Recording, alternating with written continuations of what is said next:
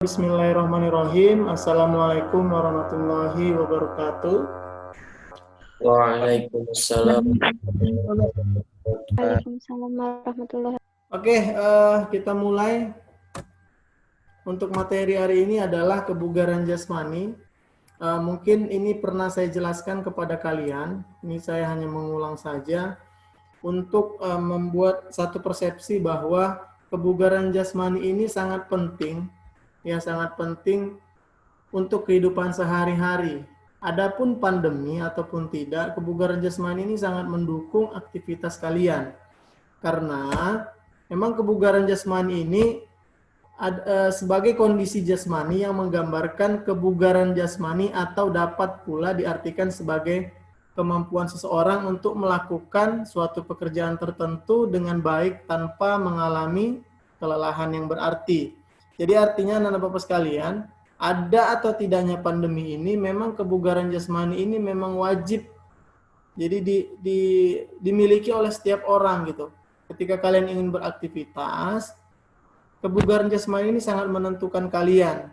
Jadi ketika tubuh kalian bugar, maka kalian sangat mudah melakukan aktivitas-aktivitas yang ada sehari-hari gitu. Jadi karena ini pandemi, maka ini harus lebih kalian tingkatkan lagi. Kalian harus lebih peka, lebih aware dengan diri kalian sendiri mengenai kebugaran jasmani kalian, begitu. Jadi tingkat kebugaran jasmani seseorang itu dipengaruhi oleh yang pertama adalah makanan.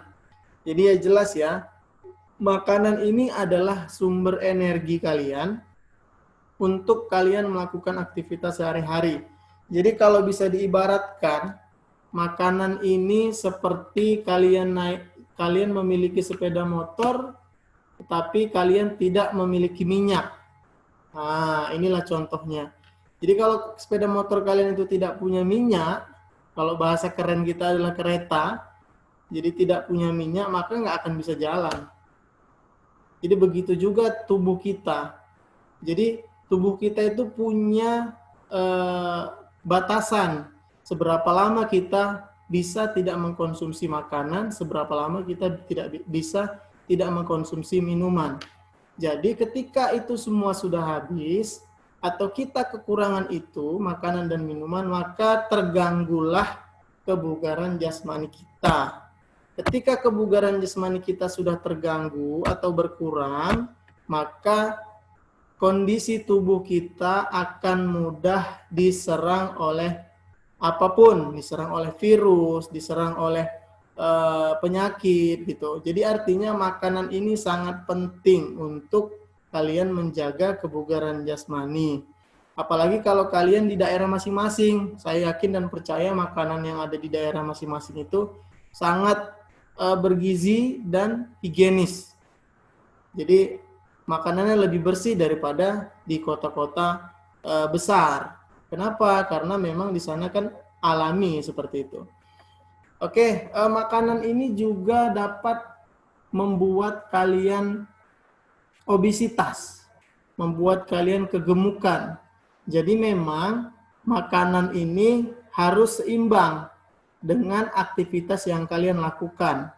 Jadi anak-anak Bapak sekalian, ketika kalian makan makanan yang katakanlah bergizi tinggi, tetapi kalian tidak melakukan aktivitas apapun, makanan yang memiliki karbohidrat yang tinggi, tapi kalian tidak memiliki aktivitas apapun, kerjaannya hanya di rumah, makan, tidur, main game, nonton TV, makan lagi, tidur, yaitu sama saja. Jadi bukan menjadi bugar, tetapi malah bisa menjadi kegemukan. Kenapa? Karena tidak seimbang yang kalian masukkan dengan yang kalian keluarkan. Jadi anak-anak Bapak sekalian, ketika kalian makan dan minum berlebih, kalian harus mengeluarkannya dengan aktivitas olahraga. Banyak olahraga yang bisa kalian lakukan di rumah masing-masing, bersama keluarga, bersama teman. Ya tentunya tetap menjaga protokol kesehatan. Ya banyak olahraga yang bisa dilakukan, contohnya jogging, kemudian Kalau olahraga permainan bisa bermain bulu tangkis, banyak olahraga ya. Jadi bisa bermain sepeda gitu. Jadi intinya yang lebih simpel lagi adalah olahraga push up, sit up, itu olahraga yang paling murah. Jadi jogging, push up, sit up, kemudian restok, itu adalah olahraga yang paling murah. Kenapa saya bilang murah? Karena tidak mengeluarkan biaya apapun. Kalian cukup memiliki niat, ya. Kalian memiliki niat lalu lakukan. Oke, selanjutnya selain makanan adalah jenis kelamin, ya tentunya jelas ya. Kebugaran jasmani lelaki dan pria itu berbeda. Kemudian waktu istirahat, jadi ini memang berpengaruh. Kalian juga bisa rasakan pastinya ketika kalian beraktivitas seharian, kemudian kalian tidurnya tidak cukup. Tidak cukup itu 6-8 jam, tidak 6-8 jam. Katakanlah tidurnya hanya 2 jam atau 3 jam. Maka kalian bisa merasakan sendiri betapa lelahnya diri kalian. Saya yakin kalian pasti pernah merasakan ini gitu. Jadi waktu istirahat itu memang sangat penting untuk kualitas kebugaran jasmani kalian. Selanjutnya faktor genetika, ini adalah keturunan. Dan yang terakhir adalah aktivitas fisik. Baik, jadi anak-anak Bapak sekalian, perlu saya beritahu bahwa makanan yang kalian makan hari ini adalah untuk tenaga kalian besok. Contoh begini, saya hari ini makan nasi pakai telur. Katakanlah itu 600 kalori, semuanya 600 kalori. Katakan ya. Jadi 600 kalori itu disimpan dalam tubuh saya, kemudian saya gunakannya kapan? Saya gunakan besok. Nah, jadi anak-anak Bapak sekalian, bukan berarti apa yang kita makan sekarang itu langsung kita gunakan, tidak.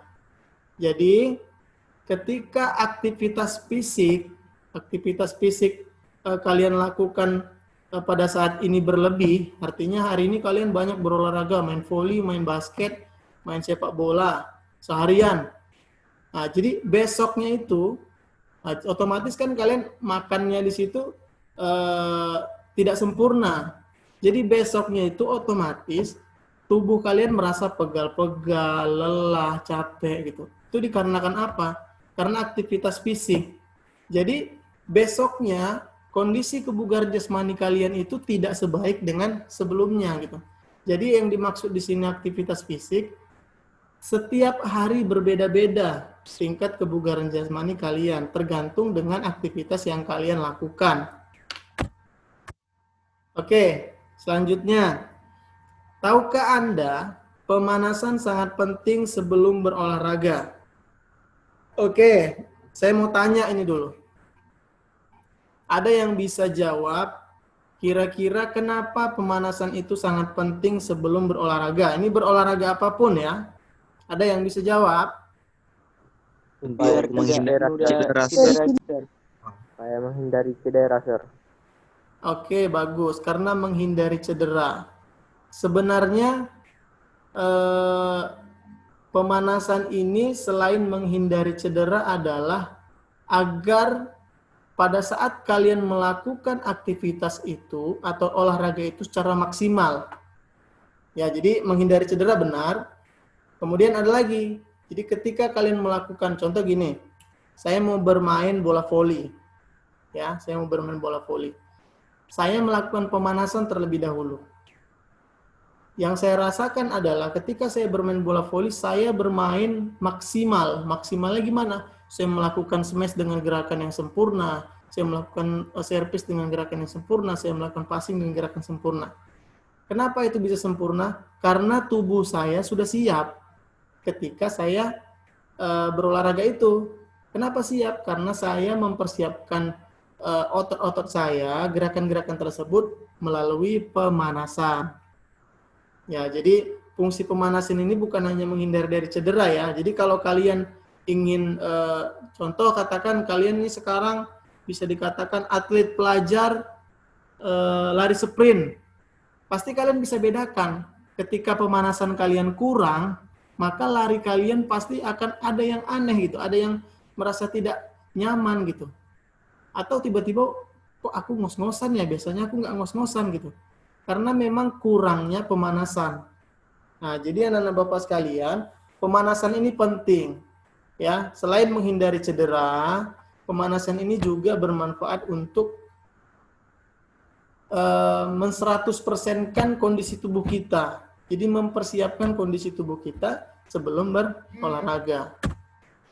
Baik, di sini tahapan pemanasan yang baik versi saya ya. Ini versi saya berdasarkan dengan pengalaman-pengalaman dan buku-buku yang saya baca. Jadi tahapan pemanasan yang baik itu dimulai dari jogging ringan. Jogging ringan ini sesuai kebutuhan, ya. Tujuannya adalah untuk meningkatkan detak jantung terlebih dahulu, ya, untuk meningkatkan denyut atau detak jantung terlebih dahulu. Kenapa? Karena ketika kita ingin melakukan aktivitas pemanasan tersebut tanpa meningkatkan denyut jantung terlebih dahulu, maka akan ada rasa yang aneh. Contoh gini, saya mau pemanasan, saya langsung melakukan aktivitas atau gerakan statis yang hitungan 1x8. Saya tarik tangan saya ke atas dengan hitungan 1x8. Pertanyaannya, apakah tangan saya itu atau sendi-sendi saya merasa sakit? Iya. Kenapa? Karena otot-otot saya belum siap untuk ditarik. Nah, maka dari itu, pemanasan yang baik itu tidak langsung ditarik, tetapi jogging dulu. Kenapa jogging? Karena jogging itu akan meningkatkan denyut jantung, denyut nadi. Ketika denyut jantung meningkat, maka disitulah otot merespon dan siap untuk ditarik. Maka dari itu, untuk melakukan gerakan statis ini saya buat urutannya yang kedua. Ya. Jadi ketika kalian mau pemanasan, kalian harus jogging dulu. Kalian jogging dulu, kalian tingkatkan dulu detak jantung kalian, kemudian sudah mulai berkeringat sedikit, baru kalian bisa lakukan statis. Ya. Baru yang terakhir adalah lakukan dinamis 2x8. Tujuannya adalah untuk lebih memfleksibelkan sendi-sendi. Jadi kalau sudah ditarik 2x8 ini fungsinya untuk menarik ulur, narik ulur, begitu. Oke, ada catatan nih. Jadi gerakan pemanasan sesuai dengan olahraga yang akan dilakukan. Jadi gini, banyak orang-orang yang tidak mengetahui fungsi sepenuhnya dari pemanasan. Mengapa saya katakan demikian? Karena begini, saya lihat orang yang ingin bermain voli, namun dia pemanasannya hanya sebatas menggeleng-menggelengkan kepala, kemudian hanya menarik ulur tangannya dengan hitungan 2x8, kemudian pinggangnya. Jadi tidak benar-benar mempersiapkan dirinya untuk bermain voli begitu. Jadi kalau kalian ingin bermain voli, maka banyaklah lakukan gerakan-gerakan pemanasan itu di lengan. Ya. Jadi lengannya semua sendi-sendi ditarik. Ya, agar pada saat kalian melakukan aktivitas voli tadi, jadi otot-otot lengan kalian sudah siap. Begitu. Begitu juga dengan untuk melakukan push up, sit up. Jadi kalian harus pemanasan dulu. Pemanasan, kalau mau push up berarti kalian harus banyak pemanasan di lengan. Kalau kalian mau berlari berarti kan semua nih. Kalau berlari kan semua anggota tubuh bergerak. Berarti kan harus pemanasan semua anggota tubuh ditarik. Begitu. Kalau kalian mau katakan squat jump, berarti kan otot tungkai. Jadi otot tungkai ditarik, dibuat fleksibel mungkin begitu. Atau kalian mau melatih keseimbangan. Nah, berarti kan semuanya nih. Semuanya harus ditarik. Kemudian kalian mau melatih flexibility, Dailentur. Nah, berarti kan harus kayang. Berarti pinggangnya harus benar-benar dilatih gitu atau benar-benar ditarik. Jangan sampai nanti kalian mau kayang tetapi belum siap otot-ototnya, maka kalian kayang itulah maka terjadi cedera.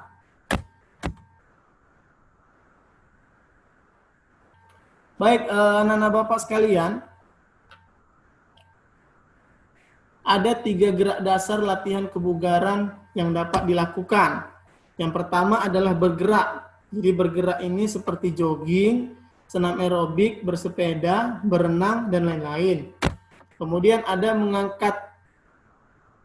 Jadi mengangkat ini bisa mengangkat barbel, kemudian push up. Push up ini mengangkat beban diri sendiri, kemudian back up dan sit up. Dan yang terakhir adalah meregang atau yang biasa disebut dengan flexibility, itu bisa kelentukan, kemudian kelentukan otot, kelentukan persendian. Baik, yang terakhir adalah 10 komponen kebugaran jasmani. Jadi 10 komponen ini akan kita kupas tuntas di pertemuan-pertemuan selanjutnya. Jadi untuk pertemuan ini saya hanya memberi tips buat kalian bagaimana cara melakukan aktivitas kebugaran jasmani, dimulai dari pemanasan, dimulai dari makanan, menentukan diri kalian bugar atau tidak, kemudian menentukan makanan, menentukan cara pemanasan yang baik, seperti itu. Jadi ada 10 komponen kebugaran jasmani. Siapa yang bisa menjelaskan apa-apa saja 10 komponen tersebut? Silakan. Ada yang bisa?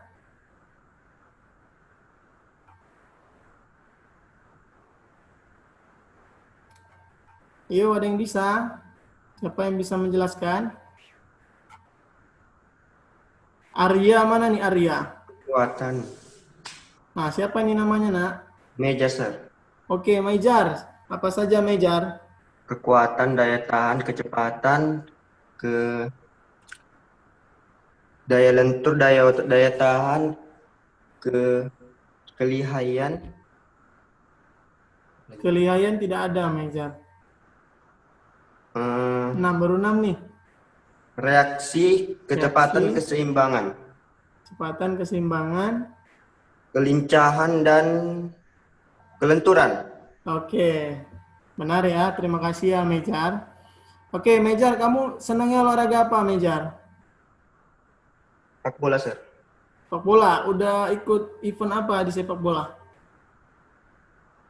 Belum lagi, Sir. Masih latihan aja, Sir. Oke, masih latihan ya. Nanti kita latihan di SMA Unggulan City Foundation ya.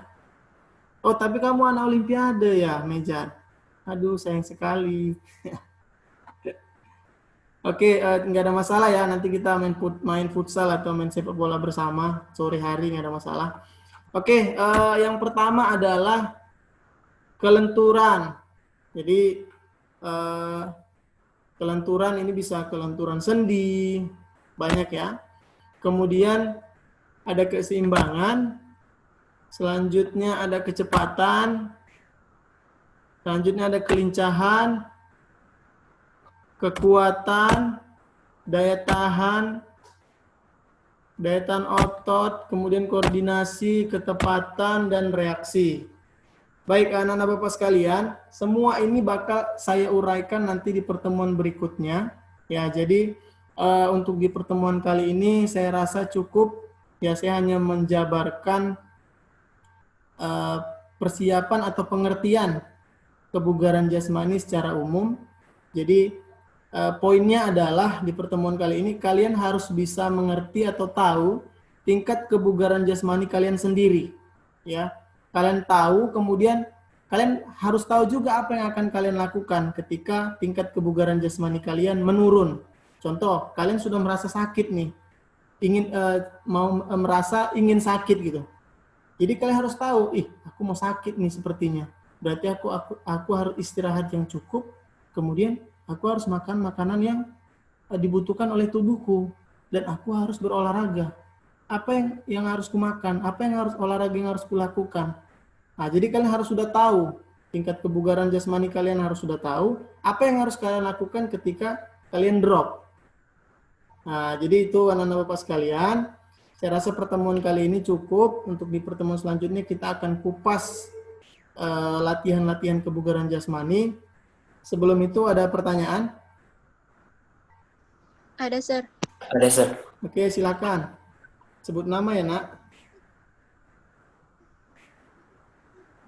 Nama saya Nadia Trinanda Putri Ritonga dari kelas 10 Einstein, Sir. Jadi gini, Sir. Waktu untuk berolahraga yang baik itu kapan sih, Sir? Itu pagi apa sore, Sir? Oke, jadi begini. Terima kasih ya. Langsung saya jawab saja. Waktu olahraga yang terbaik itu bisa pagi, bisa sore. Ya, tergantung dengan kebutuhan kalian. Ya, kalau saya disuruh pilih pagi dan sore, kalau ingin bugar, saya lebih pilih pagi. Alasannya kenapa? Karena di pagi hari kita belum melakukan aktivitas apapun, belum mengkonsumsi apapun. Jadi itu memang betul-betul murni kita bangun pagi, ya, kita sholat, setelah selesai sholat, kita olahraga, benar-benar memang setelah otot-otot ataupun kondisi tubuh kita itu rileks, kemudian kita berolahraga, itu sangat banyak manfaatnya. Ya, contoh gini, banyak atlet-atlet yang melakukan latihan pagi. Tujuannya untuk apa? Bukan supaya dianya itu untuk lebih mahir, tidak. Tetapi untuk menjaga daya tahan tubuh dan kebugaran jasmaninya meningkat. Maka dilakukan latihan pagi. Kenapa? Karena dia baru selesai istirahat. Dia langsung berolahraga. Tetapi kalau latihan sore, dia sudah melakukan aktivitas seharinya gitu. Kesehariannya sudah melakukan. Contoh misalnya dia pelajar, dia bangun pagi, dia sarapan, dia pergi ke sekolah, kemudian dia berinteraksi, dia mengeluarkan banyak energi sampai dengan sore hari.